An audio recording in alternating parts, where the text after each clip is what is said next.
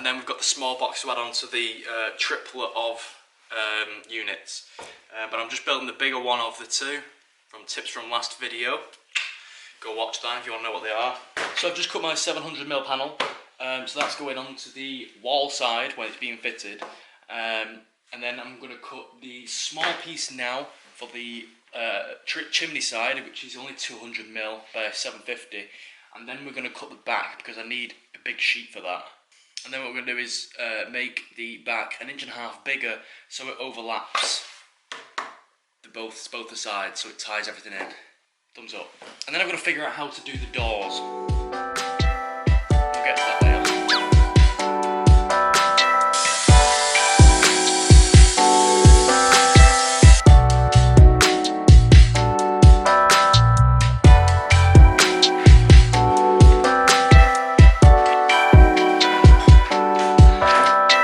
Okay, so the measurement for my base is 132, so if I add 36mm on top of that, it would come to 1356.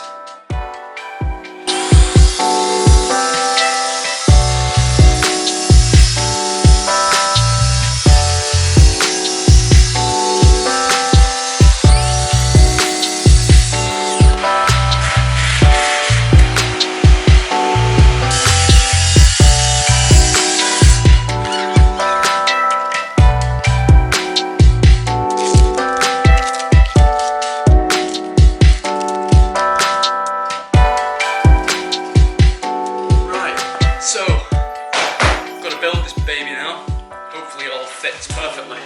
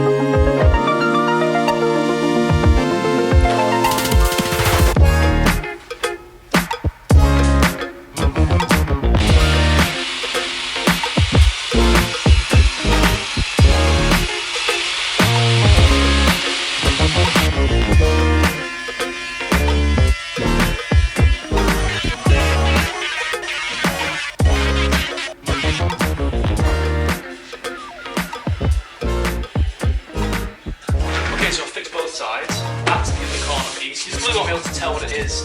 I tried filming another bit where I explained it. I think this might be a better way of explaining it now it's fixed. So, what we've got here is, this is mimicking the whole scenario. So this is my door, technically, and this is my filler panel on the side. This is what's covering the void. So once that's on, I can't do any of this now because I've not got the hinges. So I don't know how the door will react once the hinges are on.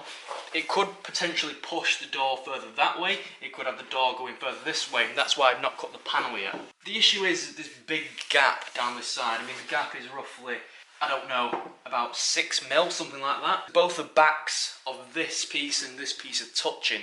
So what I'd have to do is keep my door square. I have to cut this square once I've done it, and then on this section, on this side, I have to chamfer the back out of it, and that then creates this leading edge, which will make the gap a little bit tighter. That side's pretty good because I've got quite a large section of a void on the front of it. However, on this one, the best thing is I can get that gap pretty well. I can make that gap so there's no gap at all. Unlike that one when the backs are touching, on this one the fronts are touching. I've made this box a lot smaller than it actually needs to be. So once it's in place, all this needs to be done is just shove back. I can bring it a little bit off the wall if I want to. I'm debating whether I should fit it flush. So the chimney's here and it finishes with this leading edge here. Or I can give it a bit of a detail, bring it off 18mm or so, possibly 30mm.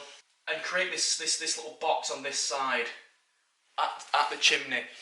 I think that might look a little bit better, and then have the top wrapping around the chimney a little bit, so it sticks out a little bit more of a bevel. But again, that's food for thought, really. So I think the situation's going to have to be is once I get this in position, I'm not going to cut the doors yet because I want to be able to concentrate fully on the doors. so then there's less thinking about everything else, so I can really fully concentrate on the doors, because I don't know how these hinges are going to react. That's this part of the operation done. We've built the units that I needed to build. The small one on the end of the 3, I think I'm just going to build one there. I think the next thing to do now is just deliver most of those sheets to the job, just because then they're out the way, and it's raining tomorrow, so I'm not going to film any of that because it's just going to be higgledy-piggledy, and I'll see you when we get to actually building it. Now, it could be in this video, it could be on the next video. I don't know what to see when I edit it, so you'll find out in about a couple of seconds.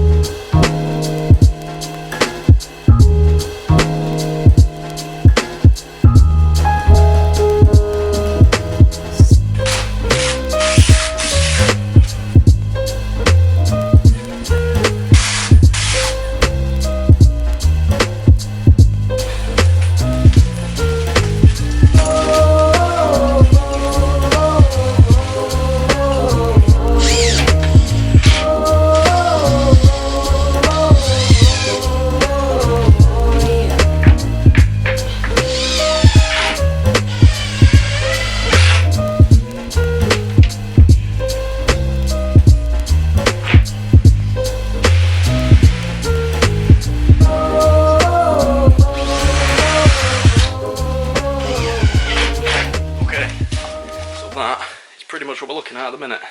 I had to do a little bit of messing around with that one and that one, just because they didn't fit. Now it's just a case of trying to do the top, which is going to be a difficult task.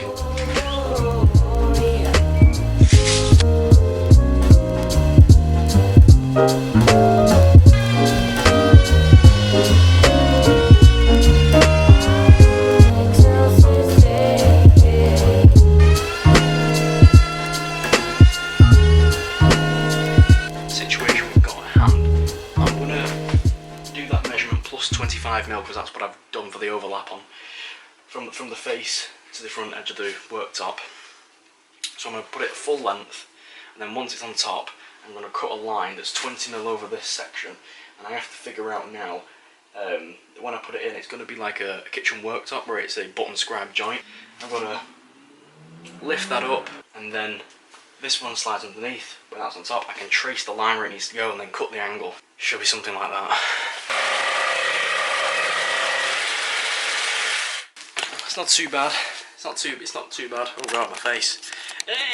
It's not too bad really. Just a little gap along the joint. That's the worst part. So luckily I've got a little bit of play on the other end. So once I cut it all back in, it should close up.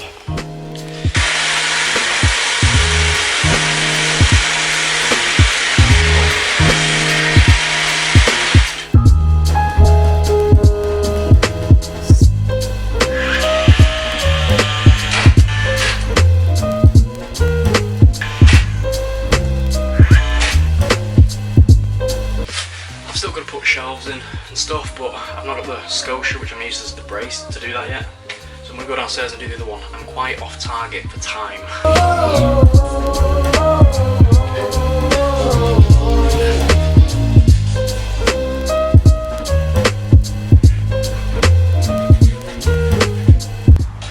Okay, so my camera might die, so if it ends right now then the camera's dead and I'll have to film the next bit. But anyway, thank you very much